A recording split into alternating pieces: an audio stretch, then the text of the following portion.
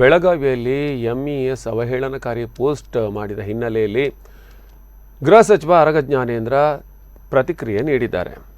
ಅವರಿಗೆ ಅದೇ ಜೀವಾಳ ಪದೇ ಪದೇ ಅಂತಹ ಕೆಲಸ ಮಾಡ್ತಾ ಇದ್ದಾರೆ. ಹಾಗೆ ಮಾಡಿ ಅದು ಮೂಲೆ ಗುಂಪಾಗಿದೆ. ಅದು ಮಹಾರಾಷ್ಟ್ರದಲ್ಲೂ ಇಲ್ಲ. ಭಾಷೆ ಬಗ್ಗೆ ಭಾವೋದ್ವೇಗ ಉಂಟು ಮಾಡಿ ಚುನಾವಣೆ ಗೆಲ್ಲಬಹುದು, ರಾಜಕಾರಣ ಮಾಡಬಹುದು ಎಂದು ಭಾವಿಸಿದ್ದಾರೆ. ಎಂಇಎಸ್ಗೆ ಇತಿಶ್ರೀ ಹಾಡಿದ್ದಾರೆ. ಬೆಳಗಾವಿ ಕಾರ್ಪೊರೇಷನ್ ಬಿಜೆಪಿ ಹಿಡಿತಕ್ಕೆ ಬಂದಿದೆ.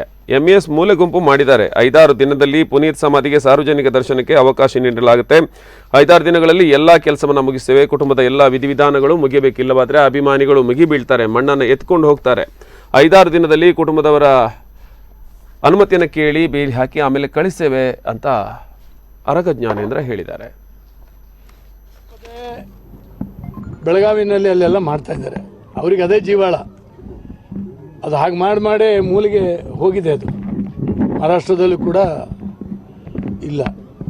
ಅದರಿಂದ ಈ ರೀತಿ ಭಾಷೆಯ ಬಗ್ಗೆ ಭಾವೋದ್ವೇಗವನ್ನು ಉಂಟು ಮಾಡಿ ಅವರು ಚುನಾವಣೆಯಲ್ಲಿ ಗೆಲ್ಬೋದು, ರಾಜಕಾರಣವನ್ನು ಮಾಡ್ಬೋದು ಅನ್ನುವಂಥದ್ದಕ್ಕೆ ಇತಿಶ್ರೀ ಹೇಳಿದ್ದಾರೆ. ಬೆಳಗಾವಿ ಕಾರ್ಪೊರೇಷನ್ ಈ ಸರಿ ಬಿಜೆಪಿ ಹಿಡಿತಕ್ಕೆ ಬಂದಿದೆ, ನಿಮ್ಮೆಲ್ಲರಿಗೂ ಕೂಡ ಗೊತ್ತಿದೆ.